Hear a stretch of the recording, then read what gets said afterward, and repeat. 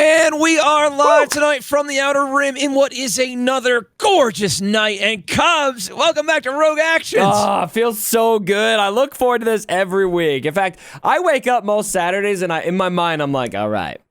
We got Rogue Actions. For us, it's Saturday nights. For you guys, Monday morning. So as always, glad to be here. Yep, and we got 3 amazing topics for you guys. Yes. You know the drill. 3 on my channel, 3 over on Cubs' channel. You want the whole video, you got to like and subscribe to both. Cubs, you ready to get after this? Let's hit it. We're still talking. We can still talk about Galactic Legends. It's a thing in Star Wars Galaxy of Heroes. It's a yes, thing. It is Galactic Legends. Now, this is So I asked my community. I was streaming Battlefront 2 tonight. I was like, guys, what do you want to talk about? What are some good topics for Rogue Actions? And they were like, yo, dog. My man RJ was like, Galactic Legends, the cost of Galactic Legends. Like, if you were to farm this up from the very ground level, the amount of money this would take, is this one of the most expensive things in gaming history? Because let's just be real here. I mean, you're talking about an entire First Order faction, all the way to Relic 7, basically, Relic 5, Relic 3, Relic 7. Yeah. And an entire, Resistance faction all the way up. Well, not the entire thing, but most of it, right? Yep. I mean, this has got to be one of the most expensive things in gaming, right? Well, it depends on your perspective on that. And so I think it depends on how you look at it. If it is from somebody who's going from nothing and wants to have it, then I think, you could probably, I mean, in my history as a gamer, I have never seen anything that even comes close to how expensive that would be for people. And I mean, I saw people in my community. I saw people on Twitter and just in general spending $4,000 or $5,000 on one or both of these characters. But then there's also, I mean, you've got people. I saw somebody on the subreddit who just was lucky enough to have farmed his First Order because he loved First Order. He had them all farmed up in Gear 13 before they even announced the Galactic Legends, and he got Kylo 100% free to play. And so it just depends on where you're at and where your starting point is. But yeah, assuming your starting point is not favorable, like I'm still 0 out of 26 for these. Probably the most expensive thing in gaming history. I've never seen anything that touches it. I mean, you've heard stories in the past of like, oh, well, there was like a space station in EVE Online that was like a $20,000 thing that some guy bought. Yeah. I mean, that's a one thing, right? This is the meta for a Star Wars game. Yeah. In my mind, it's got to be one of the most expensive things we've ever seen in gaming history. And here's my thing: the guy that farmed up First Order and got struck gold there, it's puzzling to me that there's guys like this exist, because if he had the resources to put First Order officer and FOST, the guy that nobody uses, all these fringe First Order characters that don't get a lot of action, if he had the resources to get that up, he probably spent money on the game at some point. Because if you're neglecting all the things that we've been chasing as light spenders and free to plays, he probably spent money at some point to get all that First Order up. So I don't know if I buy that, because you cannot just focus on, especially if you're a light spender or free to play, you can't just focus on that one faction, because you're forgetting your raid teams, your Night Sister raid teams, all the things that you need to actually progress in the game. You're ignoring all that stuff. So I don't know if I believe that 100%, man. Well, and I don't know. I didn't read the post super detailed. I don't know if he's claiming to be forever free to play. I think what he's more getting at is I did not spend money on the event, I think, is probably what he's getting at. And so to me, it just depends on where you start. For me, if I were right now as this is where I think it is a worthy discussion of, wow, this cost is pretty crazy to put the pressure on the player base to do it because it's the meta. It would cost me easily $2,000 to get one Galactic Legend character from where I'm at right now, and I've been playing since launch. I'm going to say it's probably like 3,000 if I want to make this quick and really. I mean, it depends. Do you want to make it quick, or do you want to just throw money at it, right? Or throw money at it and make it quick, or do you want to do like the efficiency farm where you're not refreshing shops and you're just waiting for the drops to happen? In my case, I'm like the meme where he's like, "All right, I'm gonna head out." SpongeBob. I'm not gonna farm this. I think I've kind of come to a decision that I'm gonna casually go for First Order characters to get Geo Kylo, but I'm not concerned about it. I'm still working on my gas team. I don't have a Gear 13 gas team yet. Yeah. So I've got him at Relic 7, but I don't have his supporting cast there yet. So yeah, I mean, what I will say is I think the big brain play is to not have to have gas up for Grand Arena, because then you can use him to solo teams. Yeah. And actually use Shock T, because Shock T's used in a counter. You can use her with her clones in Grand Arena. She's probably a better defensive team than Gas.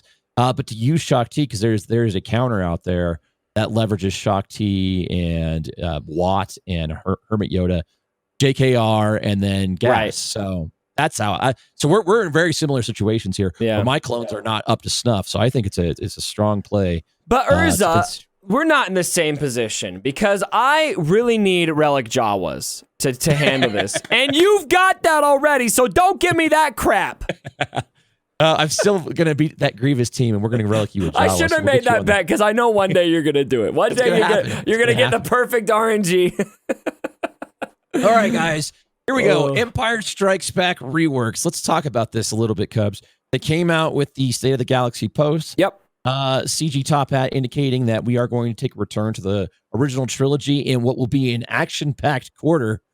And my man, we're thinking reworks here. There's got to be some reworks.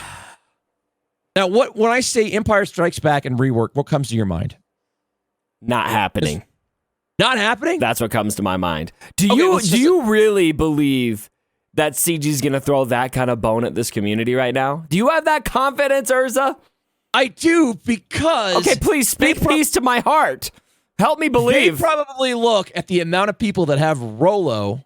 I'm sure she's farmed up, but geared up. Okay. They can make an easy fix and make ROLO a good character. And they're probably looking at Hoth Bros. And we know Carlos Rieekan, General Rieekan from the Hoth battle, he's in the game as well. Right. He's the one that Han Solo talked to when he's like, I got to go pay the bounty on my head. Yeah, yeah. And he's in the game files. He's been in the game files for a very long time. Okay. Could it be Captain Han, ROLO, the Hoth Bros, and Carlos Rieekan coming together for the Hoth faction? Yeah, see, that would get my blood flowing, man. I would be really excited about an Empire Strikes Back rework. The way I read that post, call me cynical, call me burned, call me butthurt, whatever you want to call me. Throw me on my own butthurt segment on Twitch. I don't care. When I read that post, all I thought of was, all right, so they're going to throw us some Empire Strikes Back rewards. That's all. They're going to say, happy 40th anniversary. Here's a few, 5 Zeta mats or something like that. I really hope I'm wrong, because that proposition of having a new Empire Strikes Back character, having a full Hoth set, and having something new to farm for Grand Arena would be great for me. To me, with the ultimate discouragement that is Galactic Legends, I've never had a game drive me into the ground with more discouragement over something the game is asking me to do than Galactic Legends in my life. To have something like a new Hoth team to farm. All right, go farm Hoth Han, go farm Hoth Leia. Here's a new character. It's a group of 5, and they're a viable Grand Arena team, perhaps, for some purpose, whether it's a defensive team, an offensive team. It counters something valuable, even if it's not the meta. I just would love something like that to work on right now, because that's where I get my enjoyment from the game right now. And that is an attainable thing to push effort into. Yep. Take something old and make it new, Capital Games. This is not rocket science. And you got the metrics. I'm sure Captain Han Solo is not Relic 7 for a lot of people. So no. You're going to make all that money there. Or ROLO. And those characters should be good. They should be good. That's one of those characters I look at a lot of time. If we were to make a video right now, talk about the characters in the game that aren't good that should be, I would be very hard-pressed to find us doing such a video without including Hoth Han and Hoth Leia. Right. And, of course, Mace Windu and Kit Fisto. Yep. All right, here we go, guys. Let's turn the page there. Empire Strikes Back. Hopefully we get some sort of tune-up, or, throw a bone like IPD or something. Give him a little bit more damage on that blow-up move. Here we go. Let's go to the next thing here, and let's talk about new players. Now, this was a very interesting topic that came up on the channel tonight while I was streaming. Is this game worth it for new players to start, Cubs? Just what's your immediate reaction when I say that? If you want to break the rules, it can be worth it. To me, if I'm a new player right now, the only way to start playing this game right now, unless you want to accept that you will never catch up, is to go to the Galaxy of Heroes auction Discord server, find an account, and buy somebody's account that's quitting. That's the only way. Because even if, here's the thing, Urza. Let's say that I am a whale up and rising, okay? I start an account and I have deep pockets. I'm going to whale on this game. I'm going to go ham on whaling on Galaxy of Heroes. If I do that right now, I could get all of the characters, spend $100,000, but I will be forever behind on mods. Because the mods take so much time. And so right now, even though I'm going to say, like, I'm not saying I support, you should just come in and whale your brains out. But I'm just saying, even if you're doing that, it's not a good idea to start this game right now because of the modding situation. And so to me, they need to do something for new players to access mods, not old players. Because if you just make it for everyone, then it just increases how far that gap is. But for any account, I say that's under a year old, have those old crystal mod packs in the store. Stuff like that allows people to catch up and be competitive. Because right now, a super whale that's been whaling for a year may catch up to a 5-year Kraken in GP, but get absolutely, utterly demolished because the gap in mods is insane. Yeah, that is the one thing about this game is up until recently, you've never been able to buy mods outright. I mean, at least set speeds and that sort of thing. So, yeah, I agree, man. That's the one thing you don't think about when you're starting over. Here's the other thing, Cubs. Here's my take on should you be playing this game right here, right now, starting anew. Okay. You better get damn used to getting your ass handed to you in Arena if you're not going to hyperdrive bundle. You pretty much have to hyperdrive bundle. That's a $100 price tag, right? Yep. Yeah, so if you want to start a mobile game, you want to throw $100 at it, then you can play. It's a lot different than when we started. So I'm going to take your perspective one step further, Urza. Okay. Because it's worse than what you just said. It's a lot worse than what you just said. I just got rid of my hyperdrive account, and I spent probably $500-600 on that thing, and I got the hyperdrive bundle. I whaled on Jedi Revan day one. And it is not about who has the hyperdrive bundle. It's about who has Jedi Revan on day one, because if you don't have Jedi Revan on day one, you will not compete. If you do not have Darth Revan by month 1, you will not compete. If you do not have Darth Malak by month 1.5, 2, you will not compete. And so it's not just the hyperdrive bundle.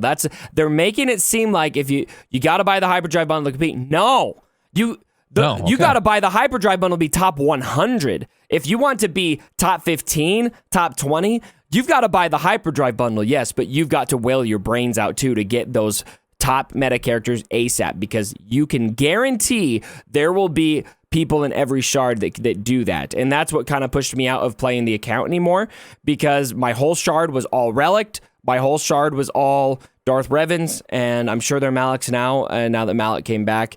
And so it's much worse than just buying the hyperdrive bundle now, from a squad arena perspective. That sounds horrific, but I'm glad you have that experience to tell us that. Yeah. So that's pretty much your answer, guys. Should new players consider playing this game at this point in the game? Go buy an account. If you want to buy the game right now, go buy an account. It's against the terms of service, but they're not. I don't see them policing it. Probably because they don't have a good solution. They don't have a good solution. They can't endorse it, but why would they discourage it? Because they don't have a very effective way of bringing in new players right now. Yep, there you go.